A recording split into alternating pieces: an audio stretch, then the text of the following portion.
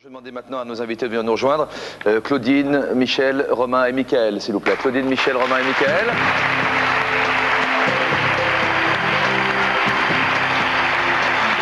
Bonjour, ça va? Bonjour, ça va? Bonjour, ça va? Bonjour, ça va? Merci.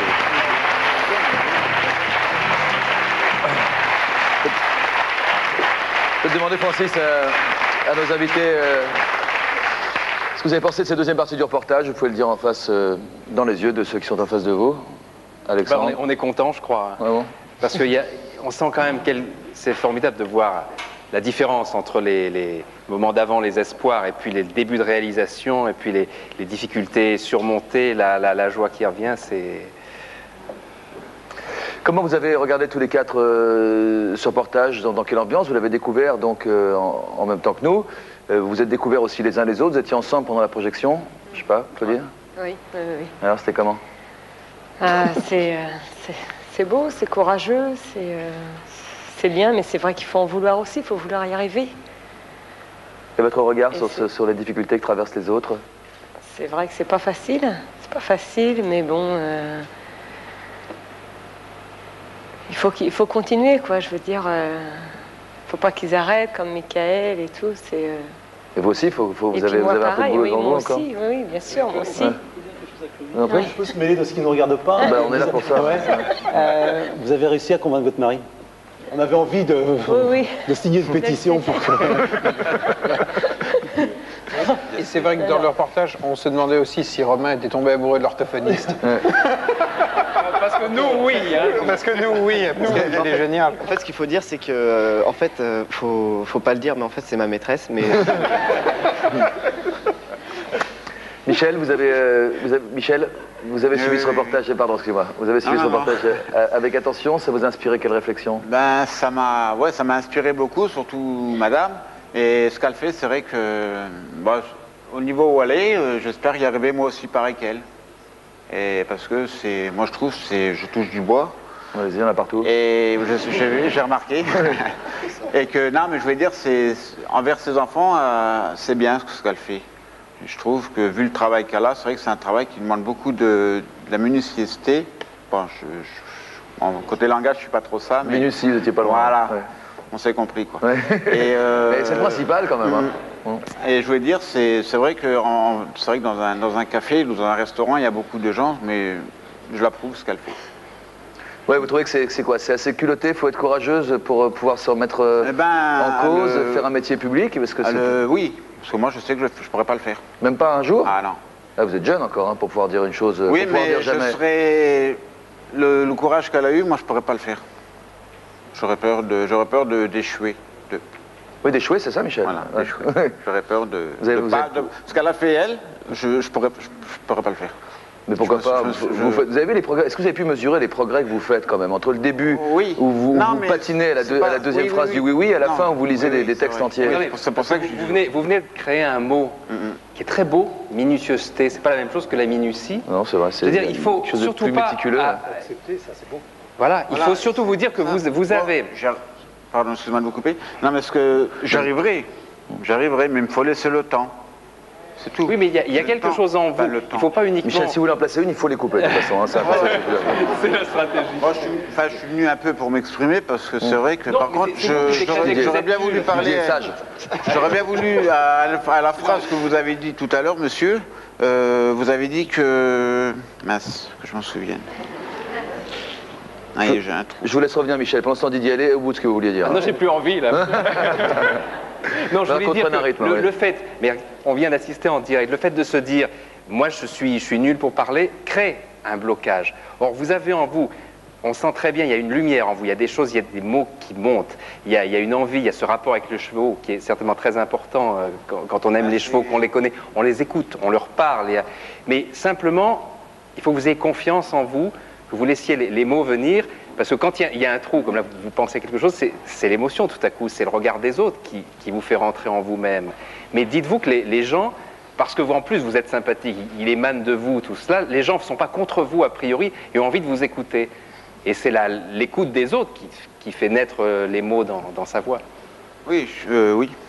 Mais le monsieur, tout à l'heure, je crois retrouver, le monsieur il a dit qu'il faudrait les aider, les gens là. Mais nous, il faudrait qu'on nous donne peut-être les moyens. Il faudrait que... Bon, je ne vais pas rentrer dans la politique parce que moi je suis écologique. Bon, je vote pour le... Vous voyez? Mais ce que je voulais dire... Moi, ce que je voulais dire, c'est que la société ne donne pas assez d'éléments à nous quatre, je parle pour tout le monde, ne donne pas assez de portes et de couloirs pour que nous on puisse s'en sortir et il n'y a pas assez de... Non, ça a été difficile la formation que vous avez suivie, mais est-ce que de l'autre côté, quand même, vous vous rendez bien compte que vous faites des progrès énormes? Oui, bien sûr.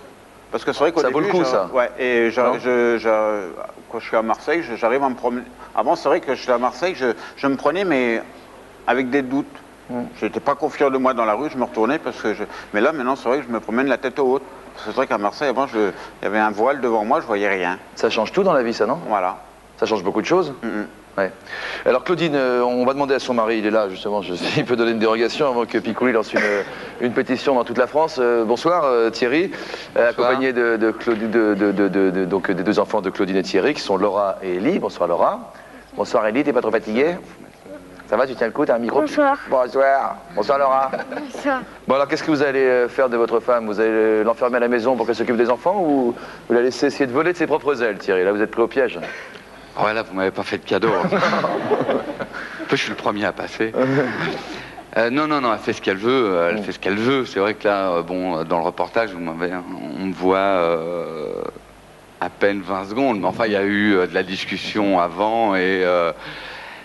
non, elle fait ce qu'elle veut, comme elle a envie de le faire. Et je l'empêcherai jamais, évidemment.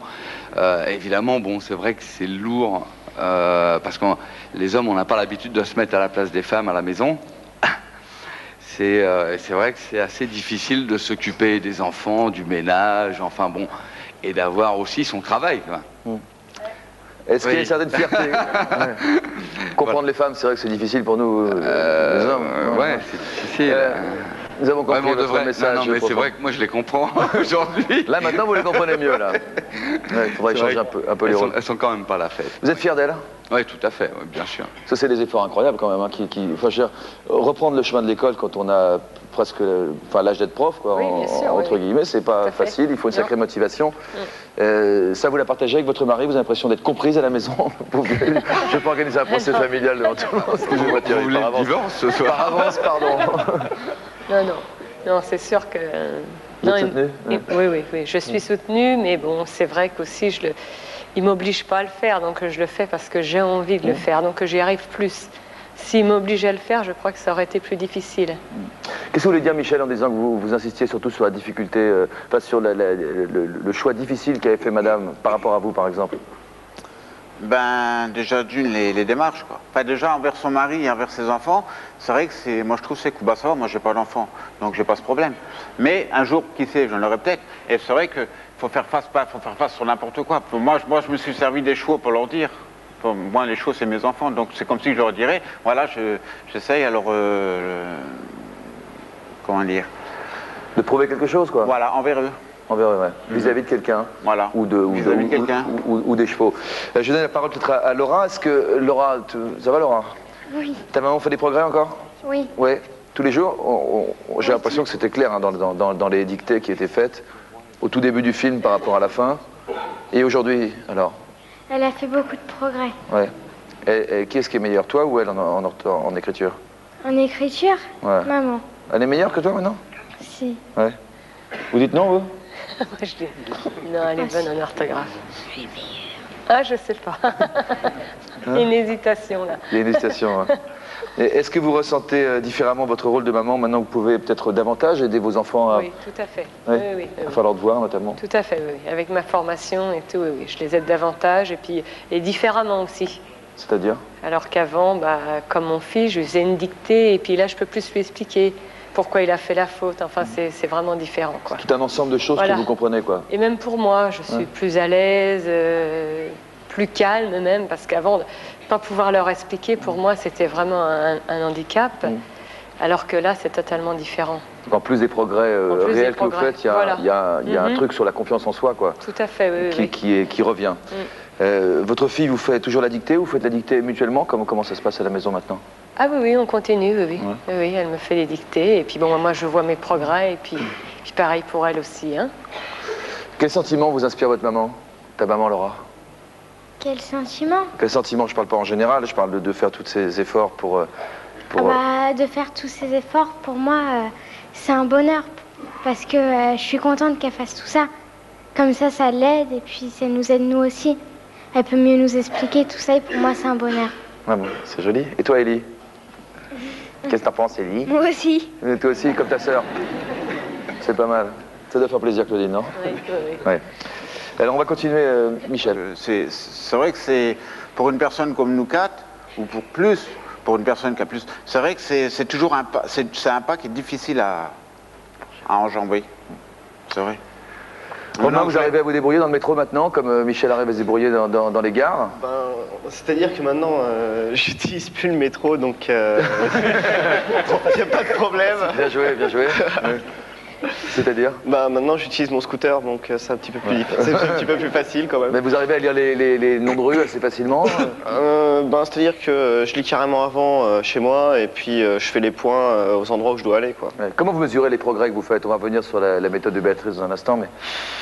En fait, moi personnellement, j'arrive pas à le mesurer parce que moi j'ai toujours l'impression d'être, je suis toujours pareil, quoi, je veux dire. Mais j'arrive pas à mesurer le progrès comme ça. Mais quand je relis, par exemple, des cahiers de brouillon d'avant, d'il y a longtemps, je vois qu'il y a carrément une évolution par rapport à maintenant, quoi. C'est vraiment autre chose. Michael, vous parvenez à vous débrouiller maintenant, tout seul, je veux dire par là, à pouvoir vous déplacer, à prendre le train, à aller d'un endroit à l'autre? Ouais, ça va un peu mieux, quoi. Ça va mieux? Ça va mieux qu'au début, quoi. Pour la voiture? Pour la voiture, là, je passe le permis, donc... Vous en êtes où? Là, il me reste, 3-4 leçons. Pour la conduite ou pour le code? Pour la conduite. Vous avez le code déjà? Ouais. Bravo. Ouais. Vous avez également... C'est vrai que vous avez l'air plus sûr de vous? Plus autonome, alors par-delà peut-être la lecture et l'écriture, qu'est-ce que ça vous a apporté ces 8 mois de formation? Qu'est-ce que ça change de savoir lire et écrire? Une assurance. On est plus sûr de soi, on sait qu'on est capable de faire quelque chose. Donc, et de continuer à progresser aussi, j'ai l'impression qu'on apprend à apprendre aussi. De continuer. Oui, de toute façon, oui, on apprend à apprendre. Ouais. Vous avez parlé d'un sentiment de honte dans la première partie du reportage, qui a été repris par pas mal d'invités, Claudine aussi en a parlé. Oui, parce que quand on est assez jeune, c'est souvent des moqueries à l'école et tout ça, quoi. Donc, ou alors on dit rien, ou alors on se met à, je sais pas, à taper sur les autres ou des trucs comme ça, quoi. Donc, karaté. Ouais, karaté. On se croit oublié par les profs et par le système, ou on se croit plus idiot que les autres? Un peu des deux. Ouais. Un peu des deux. Non, je pense qu'on est plutôt oublié par les profs. Ouais. Je parlais pas de la réalité, je parlais du sentiment, de ce qu'on ressent quand... Oui, moi je parle du sentiment et de la réalité. D'accord, pardon, excusez-moi, Michel. Je pense que pas mal de personnes, nous, moi surtout, moi pendant ma jeunesse, j'étais souvent mis au fond de la classe devant le radiateur, quoi. Comme Toto, quoi. Mais je faisais pas mais je mettais pas les œufs, je mettais pas du lait, pardon. Je mettais pas je chauffais du lait, quoi. Mais c'est vrai que c'est... Non, mais... Bon, on rigole, mais c'est pas marrant, quoi. Parce que c'est vrai que... On rigole parce qu'on en... Est-ce que c'est ça qui a pu bloquer quelque chose dans la manière dont vous auriez pu apprendre? C'est le fait d'être un peu rejeté qui fait que vous êtes resté dans le radiateur? On ne peut pas dire rejeté parce que c'est vrai, j'ai quitté l'école à 16 ans, en 5e, et de là, on m'a mis dans une classe supérieure, mais j'étais perdu, quoi. Comme vous, Claudine, c'est ce que vous disiez à un moment, vous les avez laissés un peu de côté. Pareil, exactement. Tout en vous en laissant passer des classes jusqu'à temps que vous ayez atteint l'âge autorisé par la loi pour, voilà, tout à fait. Pour vous présenter la sortie et aller travailler. Ouais. Vous mettez en fond de classe et voilà. Michael, vous aussi, ça vous prenez le même parcours? Oui, on m'a fait. Ou alors on me faisait redoubler, ou alors passer d'une classe à une autre. Mais bon, jusqu'à temps qu'on atteigne 16 ans. Et à partir de là. Mais bon, je dis rien sur les profs parce j'ai aussi des profs qui m'ont aidé. Donc moi je suis pas pour les profs c'est tous des cons et tout ça. Non. Pour moi les profs, il y en a des bons. Il y en a des mauvais mais il y en a aussi des bons. Donc c'est ça aussi. Et derrière nous, ça acquiesce. Vous avez une petite amie, Michael, au risque évidemment de mêler de ce qui ne nous regarde pas, ce pourquoi nous sommes évidemment payés. Vous avez une petite amie, Michael, qui s'appelle Angélique. Oui. Comment vous lui avez présenté vos difficultés? Je lui ai dit d'un coup. Enfin, je lui ai dit comme ça, quoi. Et alors, quelle a été ses réactions quand vous lui avez dit que vous avez des problèmes pour lire et écrire? Il n'y a pas une réaction flagrante, on va dire. Ça... Je sais pas, c'est... Ou peut-être qu'elle a pas osé rien me dire. Où est-ce qu'elle est? Elle est là-bas. Angélique, bonsoir mademoiselle. Bonsoir. Bienvenue. Alors, comment vous avez réagi quand Michael vous a dit qu'il avait des problèmes avec les lectures? Ben, moi, personnellement, ça m'a rien fait. Moi, il me l'a dit. Moi, je sais pas, moi, ça m'a rien fait, quoi. Rien de particulier, ça n'a rien changé à vos sentiments, en tout cas? Non, pas du tout, quoi. Il est comme il est, hein. Ouais. Mais il a fait des progrès? Oui. Oui, mais il a quand même un peu du mal à m'écrire, hein. Ah bon? Est-ce que vous voulez dire par là qu'il vous écrit? Quand je lui demande. Ah bon? Et encore? Et qu'est-ce qu'il vous écrit? Des lettres d'amour? Bah, tant qu'à faire, oui. Ah ouais. Non, ça pourrait être la liste des courses, hein, on sait pas. Hein. Non. Pas encore. Et quand vous lui demandez, vous lui écrivez des lettres, vous aussi? Moi, j'en écris plein, ouais, j'en ai écrit plein. Mais lui, il faut que je lui demande pour qu'il m'en écrive. Hein. Ah, t'as peine s'il faut pas qu'elle me tape, mais bon. Hein? Vous aimez bien recevoir des lettres que vous écrivez? Enfin, J'aime bien recevoir des lettres. En faire, c'est moins bien. Mais en recevoir, ouais. C'est une autre histoire, ouais. Alexandre. Je trouve qu'il y a un courage incroyable à avoir accepté d'être filmé au départ. Parce que vous ne saviez pas, si on va y arriver, ouais. Voilà, vous ne saviez pas qu'aujourd'hui vous auriez fait ces progrès-là. Et je trouve ça incroyablement généreux d'avoir couru ce risque pour ceux qui aujourd'hui peuvent voir ces reportages, quoi. Comment ça s'est passé d'ailleurs, si on peut poser une question indiscrète? Comment vous avez été contacté ou vous êtes présenté aux gens de l'émission? Expliquez à ces écrivains comment fonctionne notre émission, s'il vous plaît. D'accord. On balance tout. Tout. L'heure de vérité. Les menaces, le chantage. Tu vas revenir parler devant la caméra. Oui. Tu vas lire. Sinon l'émission est ratée dans son pitié. Ça. Non, Romain, tu feras des cahiers propres. Non, je fais pas, s'il vous plaît. Je ne présenterai plus mes cahiers à mes parents. Michel, comment vous avez été contacté pour l'émission? Comment ça s'est passé? Ben, comment ça s'est contacté? C'est tout simple, ça s'est fait comme ça. Moi, j'avais été en formation à la DEF à Marseille, et il y a une dame de mon organisme, elle me dit, ouais, voilà, Michel, on voudrait. Il y a France 2 qui nous a contactés, et ils cherchent, pour l'émission de la rue, jour après jour, et ils chercheraient quelqu'un pour faire ces missions. Bon, moi, c'est vrai que j'arrive bien un peu à parler quand je bégaye pas. Enfin, le stress, on va pas dire bégayer, mais alors moi j'ai dit oui. Alors, en fin de compte, c'est Juliette qui est descendue. Bon, on a discuté et tout. Elle avait sa petite caméra. Elle m'a demandé ce que je faisais. Et je dis voilà, je voulais comme je suis au chômage, alors j'ai dit bon, j'ai eu la possibilité de faire cette formation pour j'en ai profité quoi. Comme je suis au chômage, j'ai dit j'en profite. Et de là, elle m'a dit bon ben on va te filmer, tu vas nous lire deux trois bricoles. Et après, je vais... Non, mais vous saviez que c'était un long boulot, qu'on allait vous suivre pendant plusieurs semaines, plusieurs mois, il fallait... C'est vrai, parce qu'au début, j'étais pas très chaud, quoi. Parce que je savais pas si j'allais continuer ou si j'allais pas continuer, parce que selon avec les autres, j'ai eu un bon contact avec l'équipe qui est descendue à Marseille. C'est très sympathique, et ça, je leur remercie beaucoup, mais parce qu'ils m'ont aussi beaucoup ouvert les yeux. Ah bon? Ah oui. Et ça, je leur remercie beaucoup. Ouvert les yeux sur quoi? Surtout. Surtout. Non, mais il y en a qui peuvent rigoler dans la salle, mais moi, un jour, je voudrais bien leur voir qui s'expriment avec mon problème devant une caméra, devant plein de gens, surtout quand tu te promènes dans la rue. Ceux qui rigolent, ils descendent.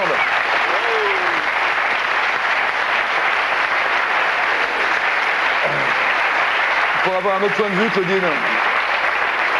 Pour avoir un autre point de vue, pour répondre à la curiosité d'Alexandre et Didier, qu'est-ce qui vous a, comment on vous a contacté? Qu'est-ce qui vous a donné envie d'accepter cette démarche courageuse, d'être accompagné pendant votre apprentissage, votre réapprentissage en fait de l'écriture? Oui, moi c'était Stéphane qui est venu.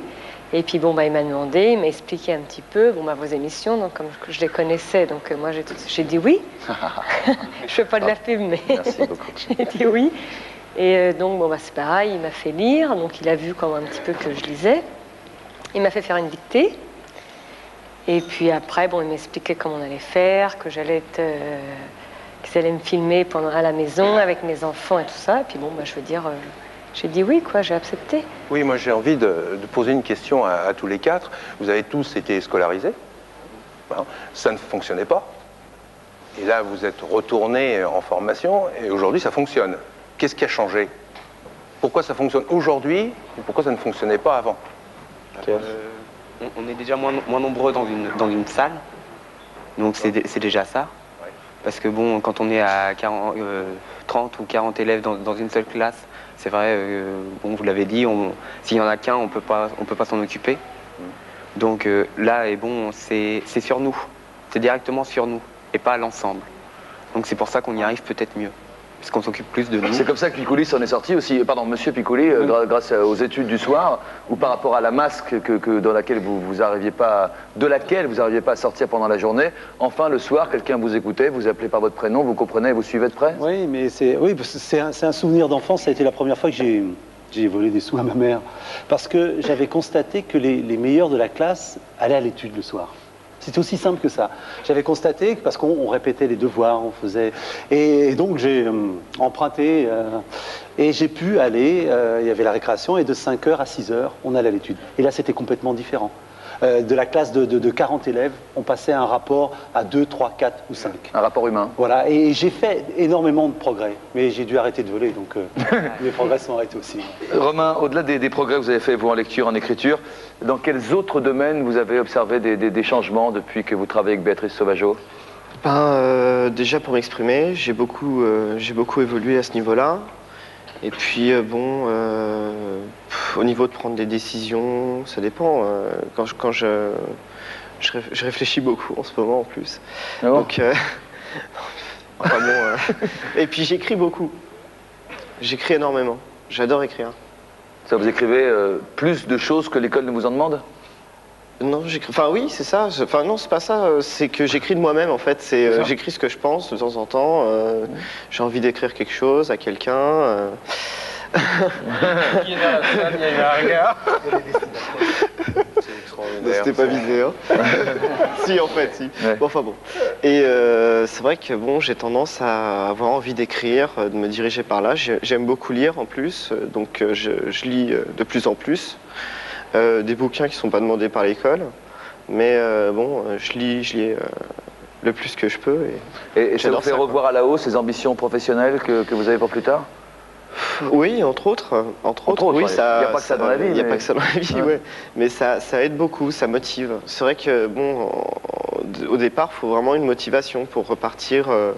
Et finalement, je me suis retrouvé avec Béatrice Sauvageau qui m'a carrément ouvert l'esprit. Avec une méthode très différente, elle travaille sur des difficultés concrètes liées à la dyslexie, mais aussi sur l'image que chacun a de soi-même, oui. si j'ai bien compris, dans l'espace, même au sens figuré. Est-ce que vous pensez que c'est en arrêtant de vous considérer comme un cancre que vous avez commencé à faire des progrès?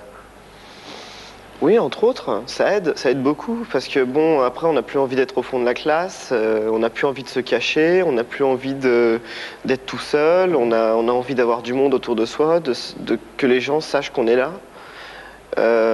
C'est vrai que c'est important, surtout au départ, quand c'est pas qu'on n'a pas d'amis, mais bon, on n'en a pas beaucoup, parce qu'on veut faire un petit cercle, ou alors on a envie d'être seul, ou autre chose, et que là, ça ouvre complètement tout l'espace et qu'on se rend compte qu'il y a du monde autour, qu'on a envie de les rencontrer, qu'on a envie de discuter avec eux, et que ces gens sont intéressés par ce qu'on dit, surtout. Et ça, c'est intéressant, c'est vrai que c'est bien. Moi, je trouve ça génial. Béatrice Sauvageau, un micro, bonsoir. Bienvenue à Béatrice, donc parmi nous.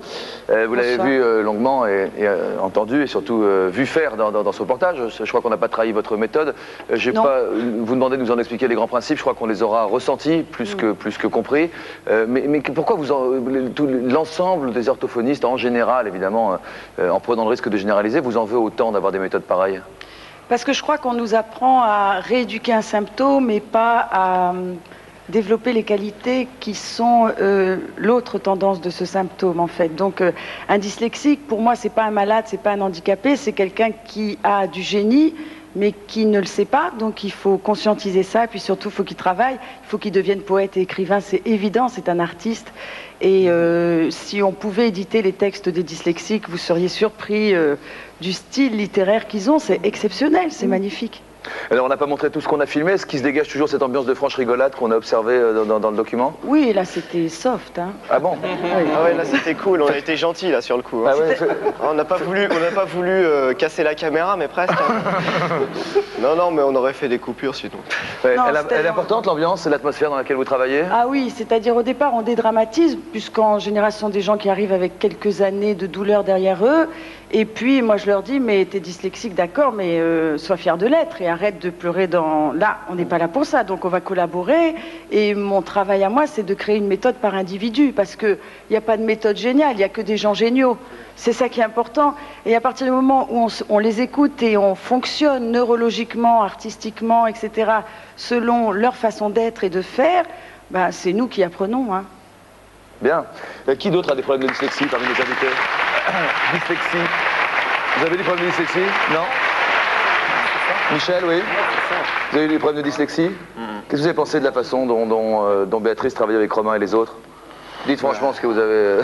Moi, c'est un bizarroïde. Ouais. Franchement, ouais. C'est... Bon, chaque personne a sa façon de travailler. Oui, ça. Mickaël, vous avez un boulot, vous êtes en formation actuellement, vous êtes encore à l'école, vous passez votre bac pro l'année prochaine. Ouais. Vous cherchez un boulot? Pour Michel? moment, non. Vous cherchez pas de boulot pour l'instant? Non. Mais vous avez toujours envie d'être palefrenier, de travailler avec les chevaux? J'ai mis un peu le travail de côté parce que je vais me perfectionner dans l'écriture et voilà. Donc alors, vous donnez du temps? Voilà. Ouais. Je vois plus clair. Le travail, on verra plus tard. Non, je cherche. Vous cherchez quoi? Dans la sécurité? Dans la sécurité, en tant que, bon, n'importe quoi. Maître chien, enfin faire tout ça, quoi. Autour de Rouen? Autour de Rouen. D'accord, merci. Un dernier mot, on a parlé beaucoup de l'aide des bénévoles, de la nécessité d'avoir des bénévoles. Il ne faudrait pas non plus décourager les vocations, je pense, Francis Lavoine, à savoir tous ceux qui veulent devenir profs et qui pourraient penser que simplement parce que 150 écrivains se réunissent, parce que des millions de bénévoles acceptent de jouer les jeux, qu'il n'y a pas quand même un boulot pour ceux qui veulent être des formateurs professionnels. Tout à fait. Là, il est clair que le travail que proposeront ces bénévoles viendra en appui des professionnels. Alors, dans l'établissement que je dirige sur Montluc, qu'est-ce qu'on fait? On a l'habitude de dire, ici on travaille sans méthode, et pas SANS, bien évidemment, CENT. C'est-à-dire qu'on décide de chercher, d'abord dans un premier temps, le moment, l'outil, hein, les travaux qui vont permettre de favoriser donc l'apprentissage en s'appuyant sur la notion de plaisir puisqu'on fait une pédagogie de la réussite. Merci à vous tous.